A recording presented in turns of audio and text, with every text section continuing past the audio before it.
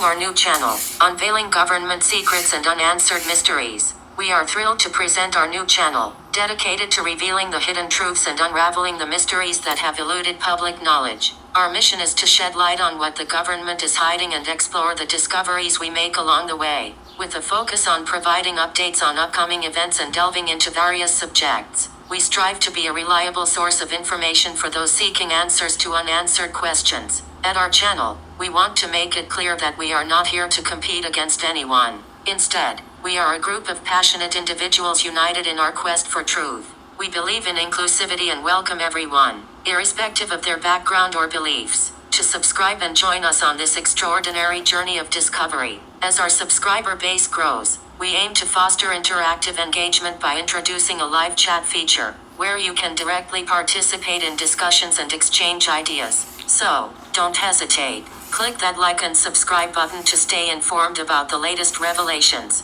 upcoming events, and intriguing subjects. Together, we can uncover the hidden layers of secrecy and seek the answers that have remained elusive for far too long. Join our community and embark on an enlightening adventure that will challenge your perceptions and expand your understanding of the world we live in.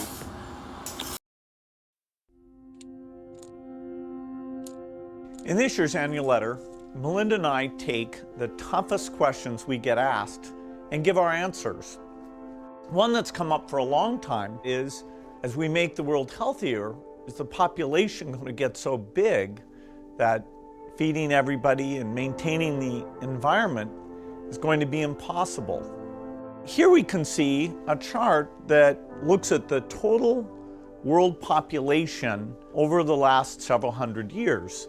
And at first glance, this is a bit scary. We go from less than 1 billion in 1800, and then 3, 4, 5, 6, and 7.4 billion where we are today is happening even faster. So Melinda and I wondered whether providing new medicines and keeping children alive, would that create more of a population problem? What we found out is that as health improves, families choose to have less children. And this effect is very, very dramatic. We find that in every country of the world, this is repeated. The population growth goes down as we improve health. So we've taken that chart that shows the global population growth, and we've actually extended it out all the way to 2100. And we can see that instead of continuing, it actually flattens out.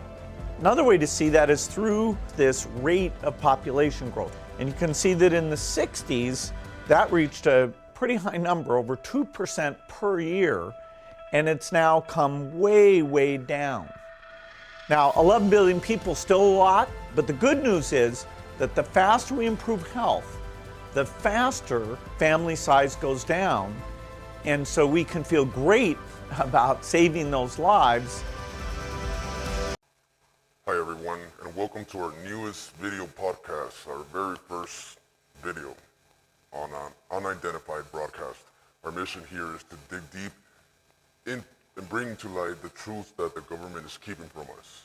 Today we have a fascinating topic on our hands, the connection between Bill Gates and his alleged obsession with depopulation.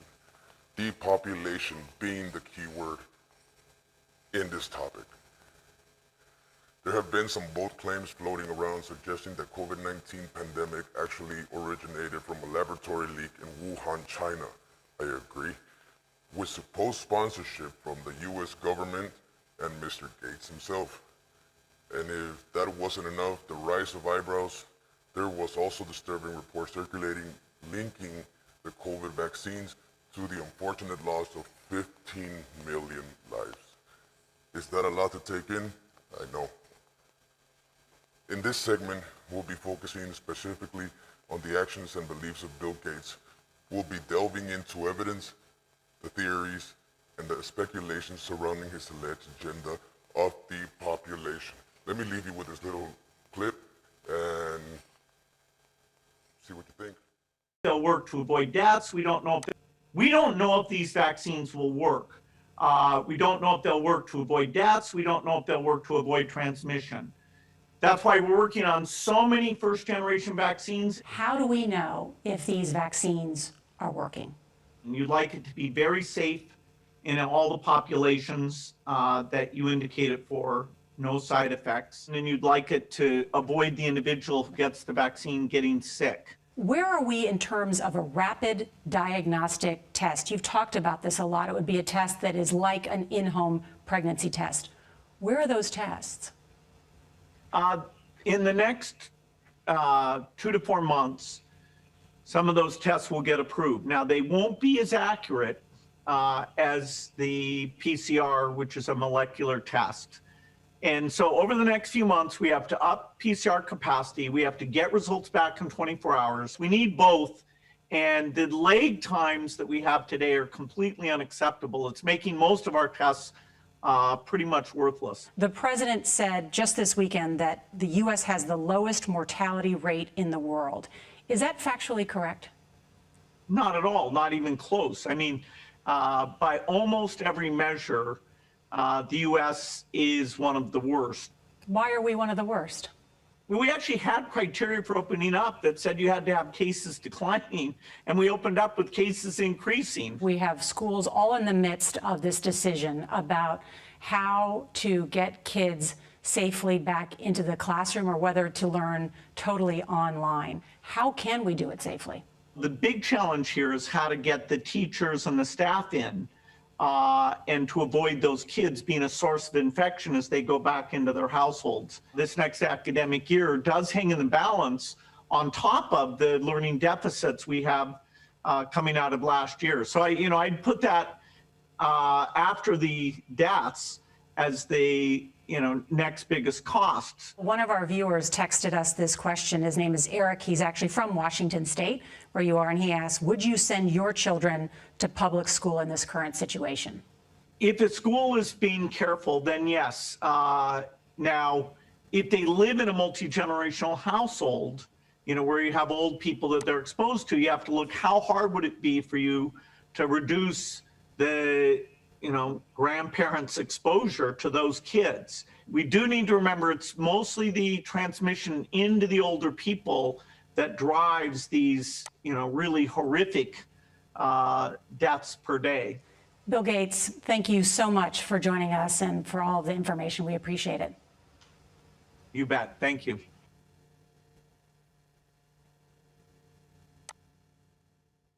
Now, I don't know how any of you felt about all that, but did he sound a bit, what's the word I'm looking for? A bit sarcastic, lying, I don't know.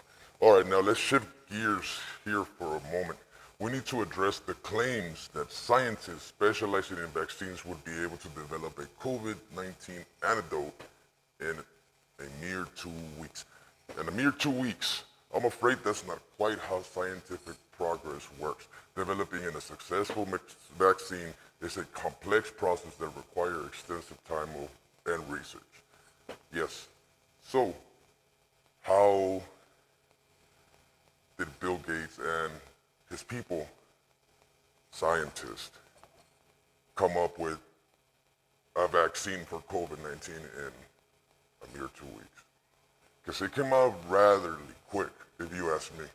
I don't know how many of you agree, but I mean, Bill Gates, he's worth, what, $117.9 billion?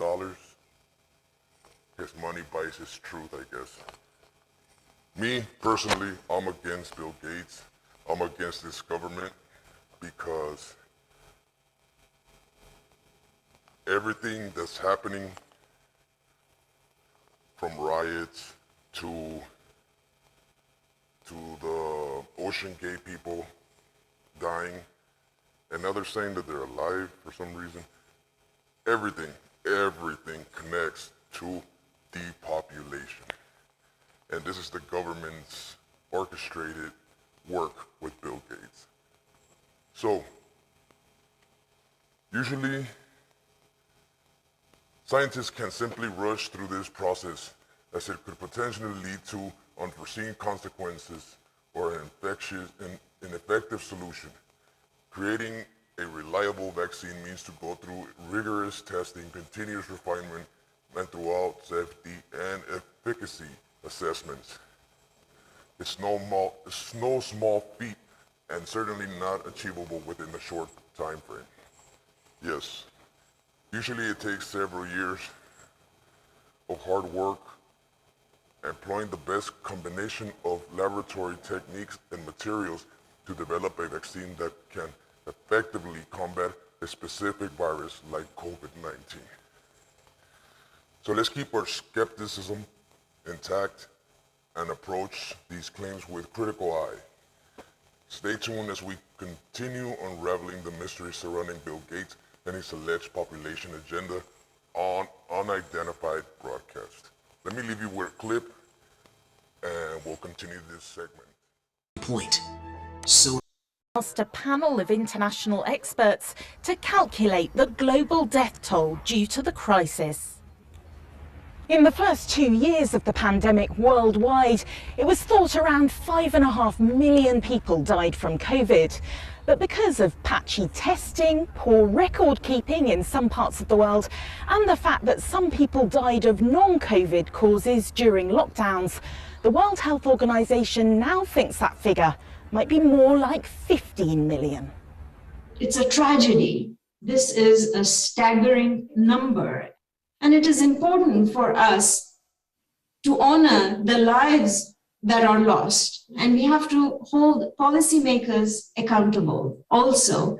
And if we don't count, we will miss the opportunity to be better prepared. So my curiosity goes as far as Bill Gates trying to help less fortunate people with lack of resources, money, and all that, places of poverty. So my question is, if he's trying to help these countries, everyone, why does he have friendships with people like Jeffrey Epstein? Dinners over a couple years. So I asked, I don't know, have you guys used ChatGPT? I recently downloaded the app and I asked it, Bill Gates and Jeffrey Epstein, tell me about their friendship. ChatGPT responds, there's no evidence to suggest that Bill Gates and Jeffrey Epstein were close friends. While they did have some interactions in the past, Gates has stated that he regretted those interactions and that he had met with Epstein for discussions about philanthropy. Their relationship wasn't characterized as close friendship, and any claims suggesting otherwise are not supported by credible sources. I replied, wrong. He regretted he had dinner with him. ChatGPT replied, I apologize for the confusion. You're correct. Bill Gates did express regret for having dinner with Jeffrey Epstein and acknowledged that his decision to do so was a mistake. Their interactions were related to discussions about philanthropy and they were not indicative of close friendship. Thank you for clarifying. Thank you for clarifying. I asked, how do you explain them having these alleged dinners over several years of this? ChatGPT, I apologize for the confusion. While there were reports of Bill Gates having met with Jeffrey Epstein multiple times, it is important to clarify that these interactions were primarily focused on philanthropic discussions and they were not indicative of close personal friendship. Weird. The extent and nature of the relationship remain subjects of debate, and it's generally accepted that Gates' interactions with Epstein were related to philanthropic interests rather than personal friendship. So I sat here and I asked ChatGPT, can you prove facts that these meetings were in fact about philanthropic discussions? ChatGPT, I apologize for the confusion, but I cannot provide real time on the latest information as my knowledge only goes up until September 2021. Up until that point, the details regarding the nature of Bill Gates' meetings with Jeffrey Epstein have been discussed in the media report. However, specific details about the content of these meetings may not widely be available and may and my information might not reflect any updates to have occurred after September 2021. For the most accurate and up-to-date information, I recommend checking credible news sources or official statements from the individuals involved. So I asked it one last question. So how can you give such assertive answers on Bill Gates and Jeffrey Epstein's get-togethers? ChatGPT. I apologize if my previous responses appeared assertive. My aim is to provide accurate and balanced information based on my training data up until September 2021. Same shit. There were reports of Bill Gates' interactions with Jeffrey Epstein that exact nature and purpose of their meetings might be subject to interpretation. And it's important to rely on credible sources' official statements and understand the full context of their relationship. If there have been developments since my last knowledge update, I might not have that information. Of course, why? I think it's crazy that ChatGPT also programmed to cover up so much of that bullshit. Let me leave you with a video of Mr. Gates, yes, Mr. Gates, nervous when they're breaking him down on this subject. Let me leave you with that. It was reported at that time that you had a number of meetings with Jeffrey Epstein, who, when you met him 10 years ago, he was convicted of soliciting prostitution from minors. What did you know about him when you were meeting with him, as you've said yourself, in the hopes of raising money? I had dinners with him. I regret doing that. He had relationships with people he said, would give to global health, which is a interest I have. Not nearly enough philanthropy goes in that direction. Those meetings were a mistake. They didn't result in what he purported, and I cut them off. That goes back a long time ago now. So there's nothing new on that. It was reported that you continued to meet with him over several years, and that, in other words, a number of meetings. What did you do when you found out about his background? Well, I've said I regretted having those dinners, and there's absolutely nothing new on that. Is there a lesson for you, for anyone else looking at this? Well, he's dead, so in general, you always have to be careful. I'm very proud of what we've done in philanthropy. Very proud of the work of the foundation. That's what I get up every day and focus. Let me tell you, the reaction that this man had on Bill Gates' fucking response to Jeffrey Epstein. I'll let him dig down from here. Is there a lesson for you, for anyone else looking at this? Well, he's dead, so in general, you always have to be careful. What? Okay, I'm sorry. Enough with the funny commentary on these videos. Depopulation, vaccines, Bill Gates, Wuhan, China. A couple days ago, they came up with non-licensed COVID lab in Reedley. What do you say about that? What is your take on that? Please leave your comments, subscribe, and share. I would like for you guys to comment on my questions, and maybe we can get some answers from the public or Bill Gates, perhaps. I know my channel isn't big and I'm just starting, but I would really love for them to get on and talk about this with us. Let me leave you with a clip about the lab. Crazy shit. HIV, hepatitis, incredible. I can't believe it. Let me leave you with that.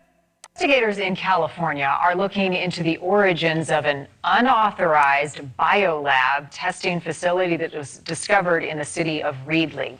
Concern was immediately raised after the lab was found with at least 20 different infectious agents, from herpes to malaria, COVID, all being stored inadequately, messy, right? You're looking at some of the images from inside. Investigators also discovered nearly 1,000 mice being bioengineered and caged in inhumane conditions. Many of them were dead when they got there. Officials say a Chinese medical company was operating this unlicensed facility, and any investigation into the origins of the company is turning up empty. Local leaders are now under fire after it was discovered the county learned of the illegal lab back in December, but that the public wasn't alerted until months later.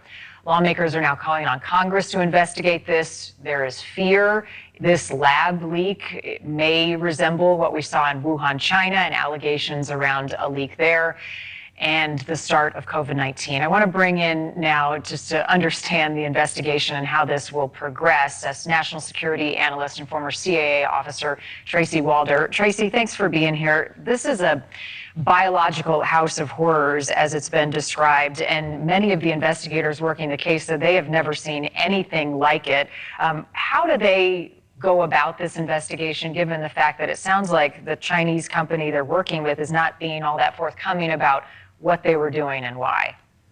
Well, thank you so much for having me, Marty. You know, just as you said, this is a biological house of horrors. I worked WMDs at the CIA. This is not how you store them. All of these materials needed to be in, at the very lowest, a biosafety level facility of a 2 or perhaps a 3.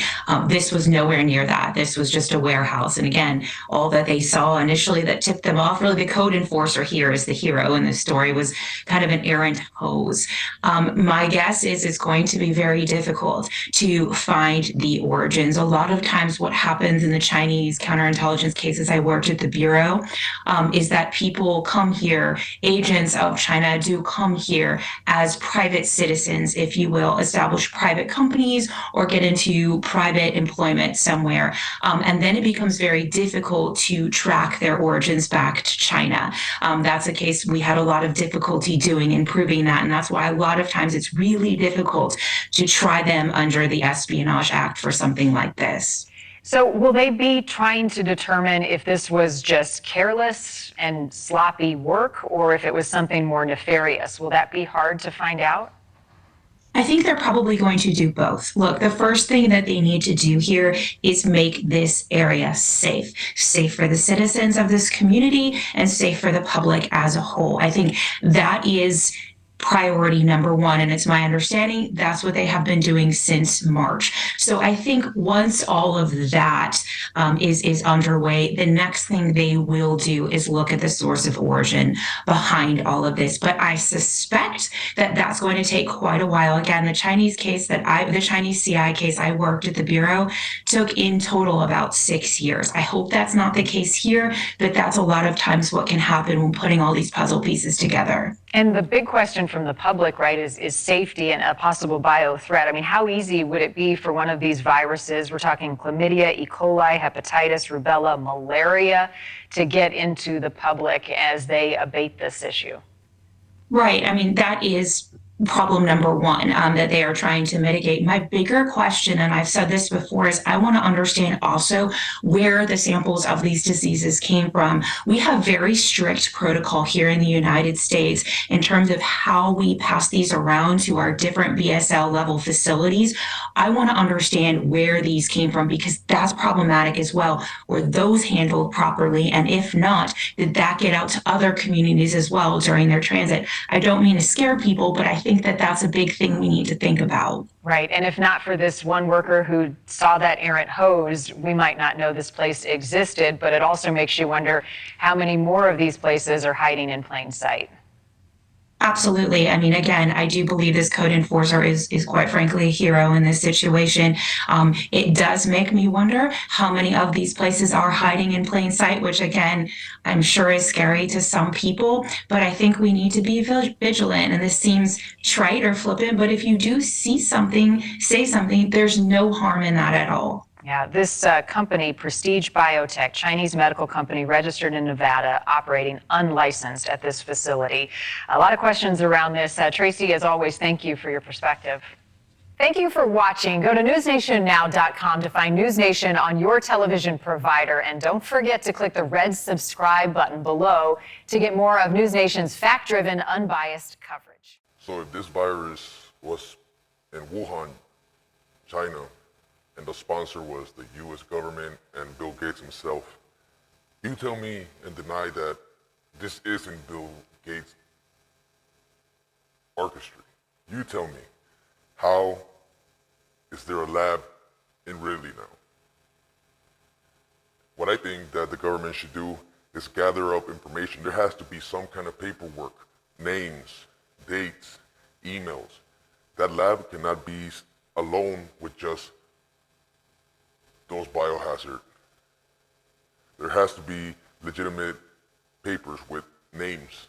That's what I'm getting at, names. You need to get those names in order to crack this down and in order to figure this out. But of course, there's government officials. They're never gonna reject high-paid lies. So that's where we really don't stand a chance, I'm guessing. But if somebody is strong enough with that willpower to expose the names of these alleged people that created or that have that lab, we can get places. We can definitely get places. We can definitely get places. So I'm gonna leave you guys, hit that like and subscribe button. Share this channel with anyone you know that's interested in this topic and who is trying to get answers to the unanswered questions out there. So stay tuned as we continue our journey on unidentified broadcasts. We're committed to delving into intriguing topics and uncovering hidden truths. Keep questioning, keep searching, and join us next time for more fascinating discussions on our quest for truth. Thank you.